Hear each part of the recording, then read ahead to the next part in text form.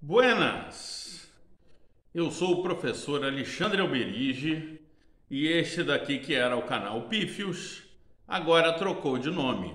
Então passará a ser de treinador para treinador.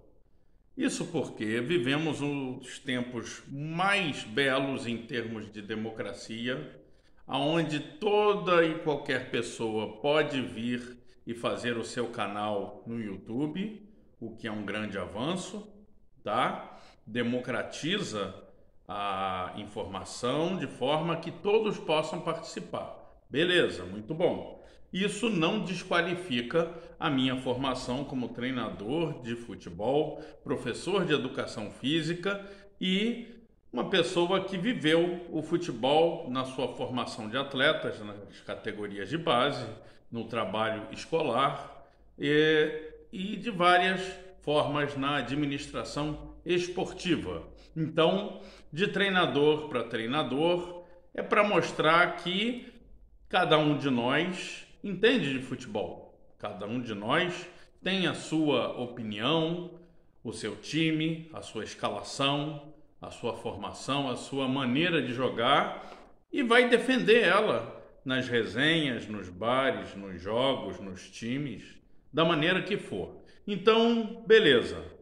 Somos todos treinadores, então de treinador para treinador, vamos começar a falar sobre o futebol e o que anda acontecendo, mais especificamente no Fluminense, que é o meu time de coração.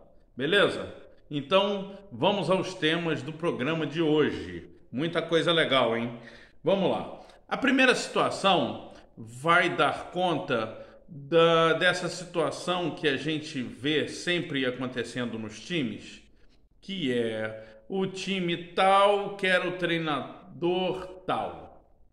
Aí convida ele diz que vai pensar, analisa e tal, e muitas vezes nega. Aconteceu agora há pouco com o Renato Gaúcho, que quase foi para o Corinthians, quase aceitou, o Santos também procurou, o Flamengo tinha um boato todo que queria e tal. Bom, moral da história, ele rejeitou o Santos, rejeitou o Corinthians.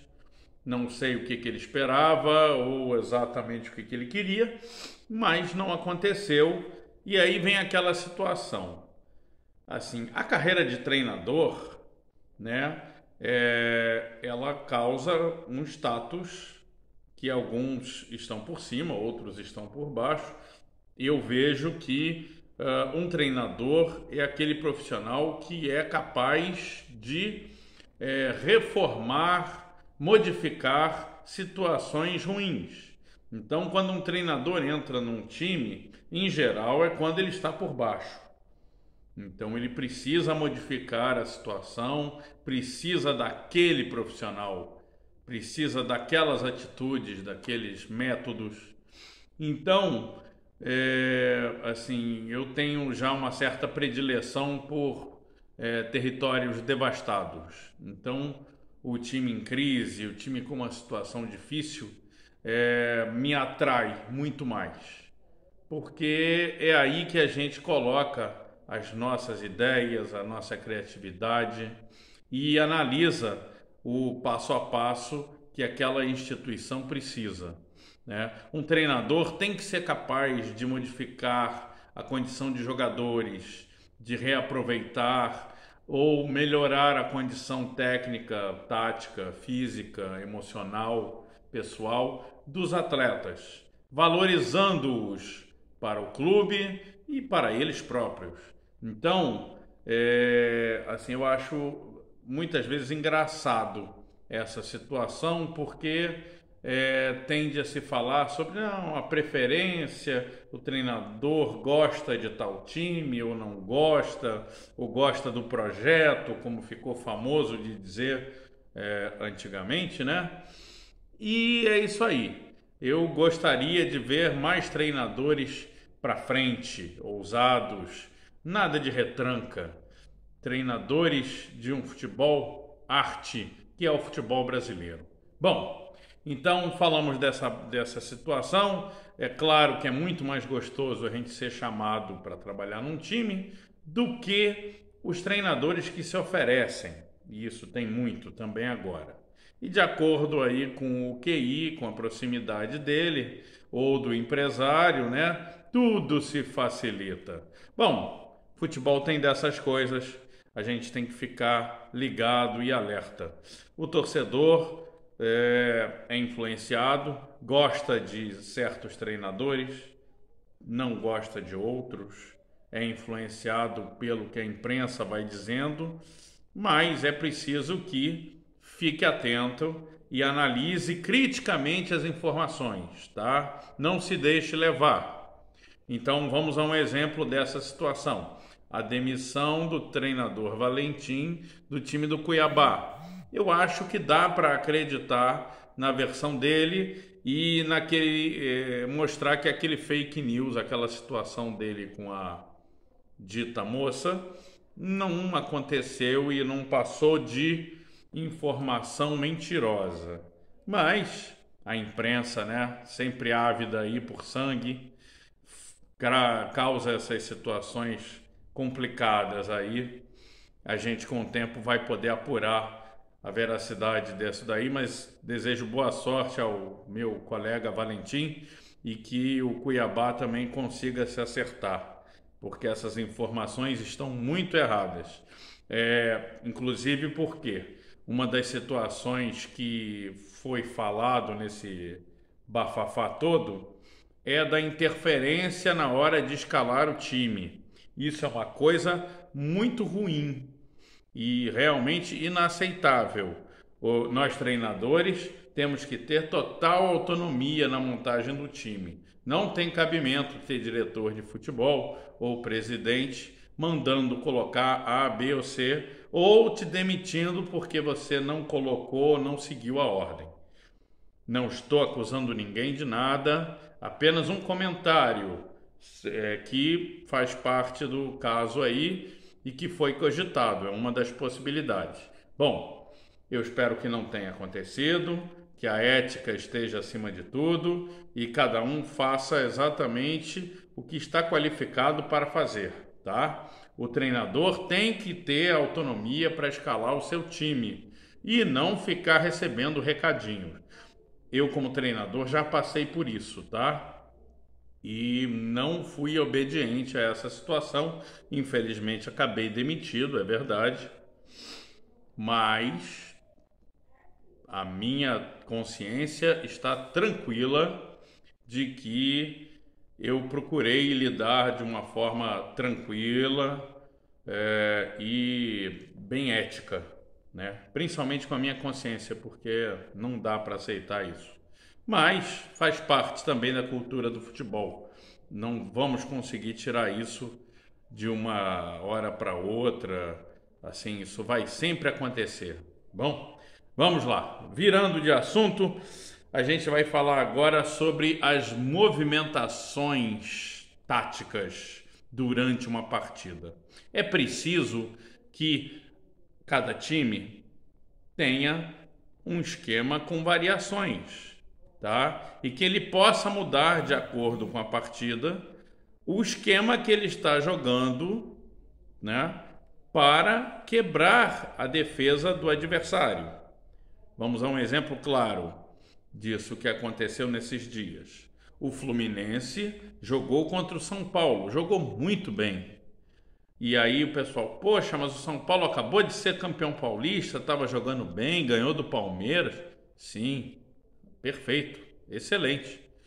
Mas o Fluminense, com o seu esquema tático, conseguiu quebrar o estilo de jogo do tricolor paulista e merecia um placar melhor do que aquele empate. E aí, na situação maior do jogo, que foi aquele pênalti, o jogador Nenê foi provocado pelos jogadores do São Paulo e infelizmente caiu na pilha. Deve-se dizer que ele estava errado quanto ao seu posicionamento. Ele tinha que ter mais recursos para não ter que sair da meia-lua, porque os jogadores adversários podem interferir a partir da meia-lua. Então, cabia a ele ter diminuído as passadas para a hora da batida. Ou, se fosse o caso, se ele estivesse tão incomodado assim, que ele tivesse trocado o batedor. Acho que não seria vergonha nenhuma. Bom, nessa hora, os jogadores com excesso de confiança acabou caindo na pilha e perdeu-se essa grande oportunidade. Muito triste, coisas que fazem parte do futebol. Bom, ainda falando do quesito movimentação tática, a gente precisa entender também, meus colegas treinadores aí, que esse papo de que o técnico vai buscar um time titular, isso já está ultrapassado. Já falei isso em outros programas e repito agora, esse papo não cabe mais. Para a disputa de uma temporada inteira, o grupo de jogadores é um grupo grande, tem que ser um grupo qualificado. Então, esse papinho de ter que pedir autorização para tirar, para substituir, não tem cabimento. O treinador tem que ter esse pulso para conseguir fazer as alterações naturalmente. E, no caso do Fluminense, nós temos uma base muito forte, com vários jogadores que têm uma grande condição de mostrar sua qualidade. E na lateral esquerda temos o menino Jefter. É preciso que seja dado uma chance para ele. Poxa, Alexandre, e você está defendendo que tire o Egídio? Ele é um bom jogador, experiente, mas para muitas situações, assim como ele coloca o Gabriel Teixeira ou o Luiz Henrique para serem assistentes de lateral, ele também pode desviar o Egídio para jogar como volante pela esquerda, posição essa que temos vários exemplos aí positivos, o próprio Branco quando foi para a Europa, o Júnior que jogou no Flamengo e foi para a Europa e aprendeu a jogar no meio de campo, aprendeu, já sabia, foram grandes jogadores e que tem essa condição. O próprio Marcelo hoje, eu acho ele plenamente capaz, inclusive por causa da idade, de se desenvolver bem no meio de campo.